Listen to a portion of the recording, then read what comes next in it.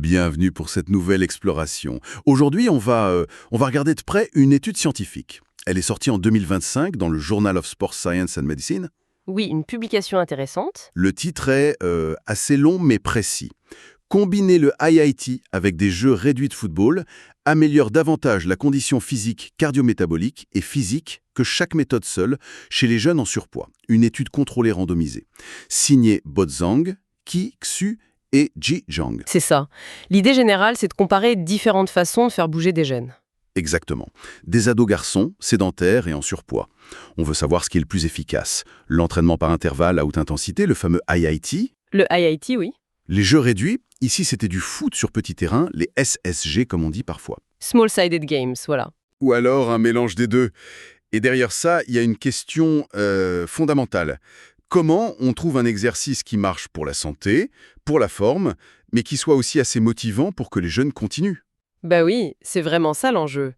Et il faut bien voir le contexte. La sédentarité, surtout combinée au surpoids chez les jeunes, c'est pas anodin du tout. Les risques pour la santé sont réels, à court et à long terme. On parle de quoi exactement comme risque? On parle de risques cardiovasculaires, bien sûr, l'hypertension, le cholestérol qui n'est pas bon. Il y a aussi la résistance à l'insuline, qui est un peu l'antichambre du diabète de type 2. Et puis le syndrome métabolique, cet ensemble de problèmes, la tension, la glycémie, le cholestérol et un gros tour de taille qui augmente vraiment les dangers pour le cœur. D'accord. Les muscles, et même sur le moral, hein. L'anxiété, la dépression, le manque de confiance en soi, c'est plus fréquent dans ces cas-là. Donc, trouver une activité physique qui soit à la fois efficace et, on va dire, agréable, c'est crucial. Bon, alors, cette étude, comment ils ont fait concrètement pour comparer ces méthodes? C'était quoi le dispositif? Alors, ils ont utilisé une méthode assez rigoureuse, une étude contrôlée, randomisée. C'est un bon moyen de comparer des interventions de façon fiable. Et les participants? Ils ont recruté 57 garçons. Ils avaient environ 15 ans, se considéraient comme sédentaires et étaient en surpoids d'après leur IMC entre 25 et 30. Ok. Et donc, randomiser, ça veut dire qu'ils ont été mis au hasard dans différents groupes. Exactement.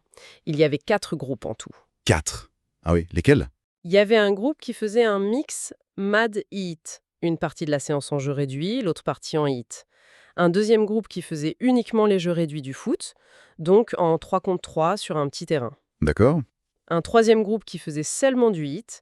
C'était des séries de sprints assez courts et intenses, avec des récupérations actives, genre course lente. Et puis le quatrième groupe, c'était le groupe contrôle. Le groupe témoin. Voilà. Eux, ils continuaient juste leurs cours de PS habituels. D'ailleurs, tous les participants continuaient leurs cours de PS normaux en plus de l'intervention spécifique pour les 3 groupes actifs. Et tout ça, ça a duré combien de temps? L'intervention elle-même, pour les 3 groupes qui testaient les méthodes, ça a duré 6 semaines. 6 semaines, c'est pas très long. Non, c'est relativement court. Ils faisaient 2 séances spécifiques par semaine, en plus de l'EPS. La durée de l'effort dans ces séances a augmenté un peu. Ça commençait à 12 minutes d'effort réel, puis c'est passé à 16 minutes pour les 3 dernières semaines. L'idée était sûrement de voir s'il y avait des effets rapides. Ok. 6 semaines, 2 séances par semaine. Et pour voir si ça marchait, ils ont mesuré quoi avant et après? J'imagine le poids, l'IMC, ce genre de choses. Oui, bien sûr. Le poids, l'IMC, mais aussi, et c'est important, le tour de taille. C'est un bon indicateur de la graisse abdominale, celle qui est souvent la plus problématique pour la santé métabolique. Ah oui. Ils ont aussi mesuré la pression artérielle. Et puis, côté forme physique, ils ont testé l'endurance avec le test NAVET, le Multi-Stage Fitness Test, le MSFT. Le fameux BIP test. C'est ça. Ils ont regardé la puissance des jambes avec des tests de saut, un saut vertical et un saut horizontal. Et enfin, l'agilité, la capacité à changer de direction vite fait, avec un test qui s'appelle le 505 COD. Très complet comme batterie de test. Et ce que je trouvais malin, c'est qu'ils n'ont pas regardé que les chiffres bruts, ils se sont intéressés au ressenti des jeunes aussi. C'est bien ça? Absolument. Et ça, c'est un point vraiment essentiel.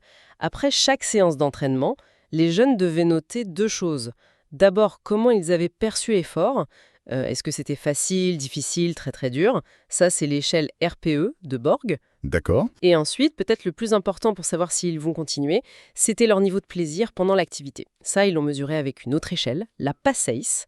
Avoir ces données subjectives sur l'effort perçu et le plaisir, C'est fondamental pour comprendre pourquoi une méthode pourrait marcher mieux qu'une autre sur le long terme, au-delà des effets purement physiologiques.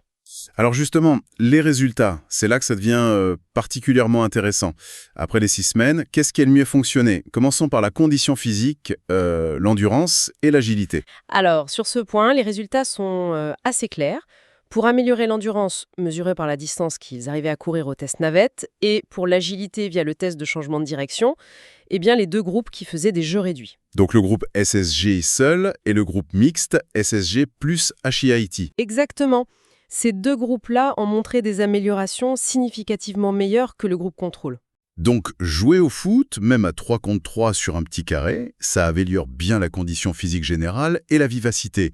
Ça paraît assez logique, non?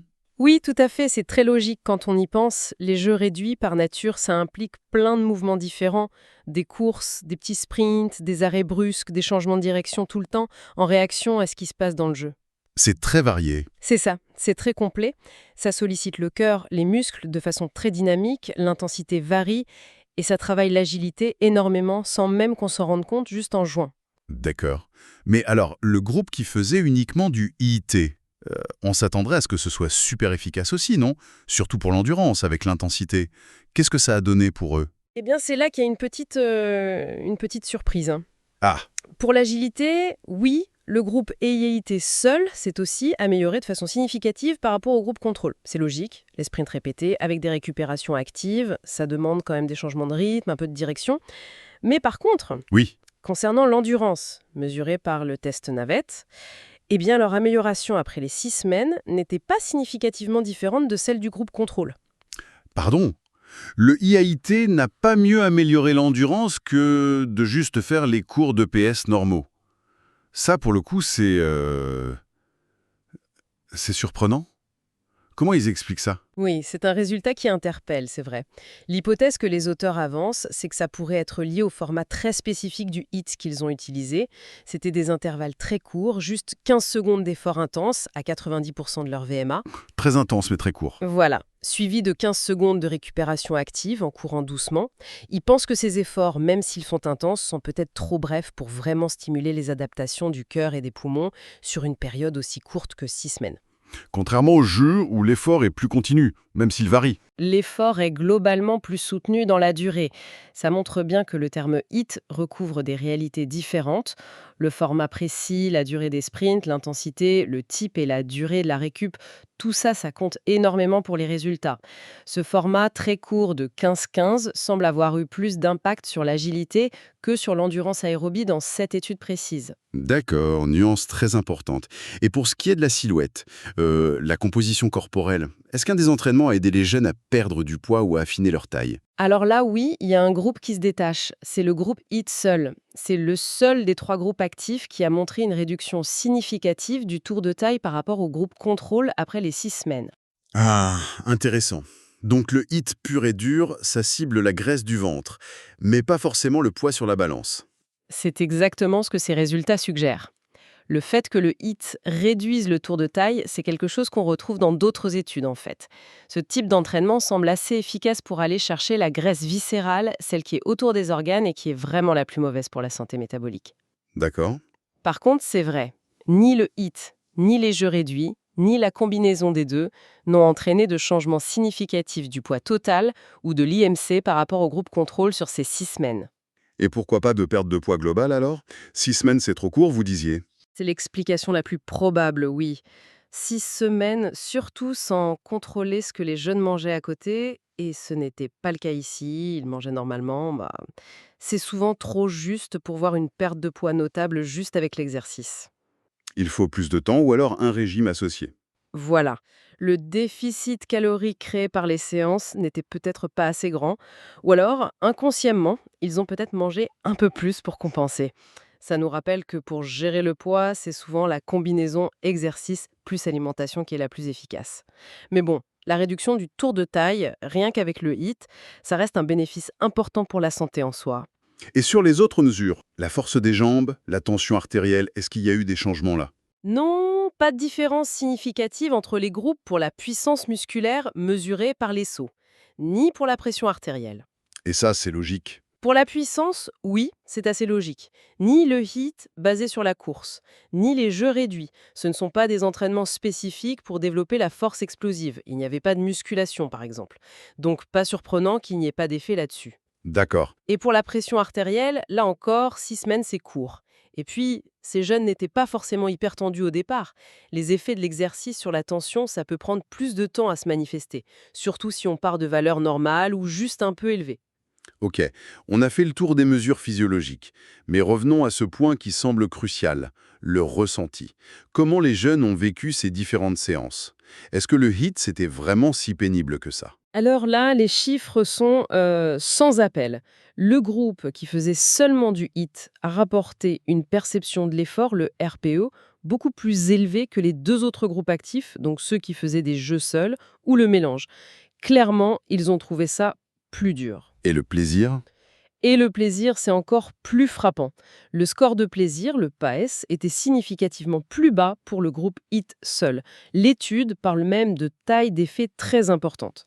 Ce qui veut dire que la différence était vraiment nette. Oui, ça veut dire que ce n'était pas juste une petite différence, c'était vraiment marqué. Les jeunes ont trouvé le HIIT nettement moins amusant que les jeux ou le mélange. Moins amusant et plus difficile, j'imagine que ça a des conséquences énormes sur l'envie de continuer à long terme, non? Ah, mais absolument gigantesque. C'est peut-être même le message le plus fort de cette étude au final. Le plaisir, surtout quand on parle d'adolescents, c'est un moteur essentiel. C'est ce qui fait qu'on va s'engager sur la durée. Si c'est une corvée. Exactement. Une activité qu'on perçoit comme une corvée, même si on nous dit que c'est bon pour la santé, il y a de grandes chances qu'on l'abandonne assez vite. À l'inverse, le côté ludique, le côté social, un peu compétitif des jeux réduits, ça crée une expérience psychologique qui est bien meilleure. Ça aide à faire passer l'effort physique. On se dépense, mais on n'a pas l'impression de travailler aussi dur, quoi. Donc, si on essaie de faire une synthèse de tout ça, quel bilan on peut tirer? Qu'est-ce qui ressort? Le réduit, qu'ils soient seuls ou combinés au HIIT, sont très efficaces. Et surtout, ils sont beaucoup mieux appréciés par les jeunes. Ça, c'est un avantage énorme pour l'adhésion, pour qu'ils continuent. Mais d'un autre côté, le HIIT seul, même s'il est moins fun, il a quand même cet intérêt spécifique pour réduire le tour de taille. C'est exactement ça. Le HIIT a cet atout sur la graisse abdominale, mais ça se paie par un effort perçu plus grand et moins de plaisir, du coup. Le mélange serait le bon compromis? Eh bien, l'approche combinée, moitié jeu, moitié HIIT dans la même séance, elle apparaît vraiment comme un compromis très intéressant.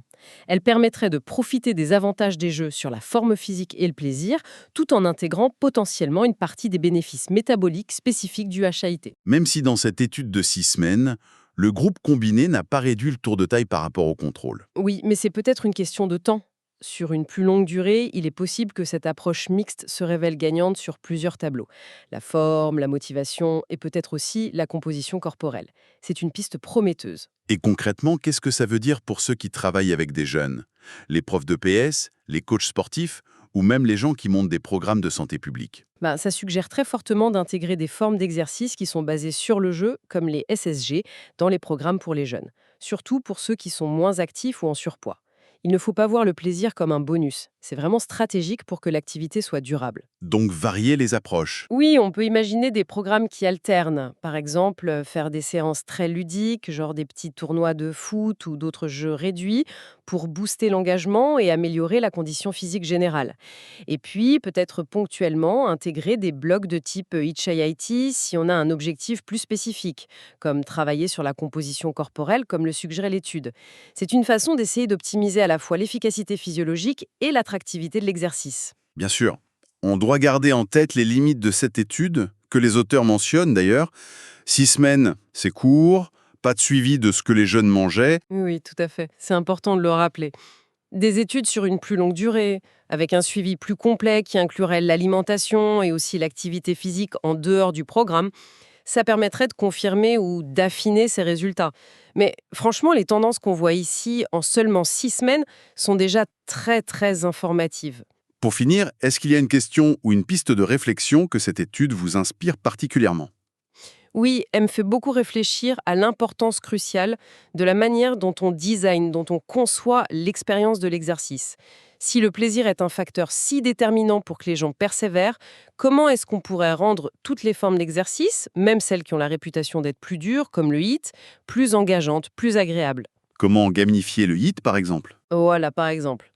Est-ce qu'en ajoutant des éléments de jeu, plus de choix pour les participants, de la musique qu'ils aiment, un contexte social plus sympa, est-ce qu'on pourrait garder les bénéfices pour le corps tout en améliorant radicalement l'expérience vécue?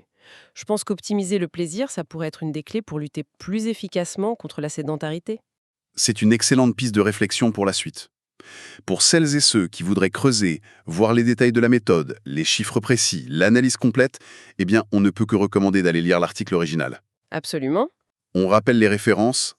C'est l'étude de Bo Zheng, Qi Xu et Ji Zhang, publiée dans le Journal of Sport Science and Medicine, volume 24 en 2025. Une lecture qui vaut le coup pour approfondir, effectivement.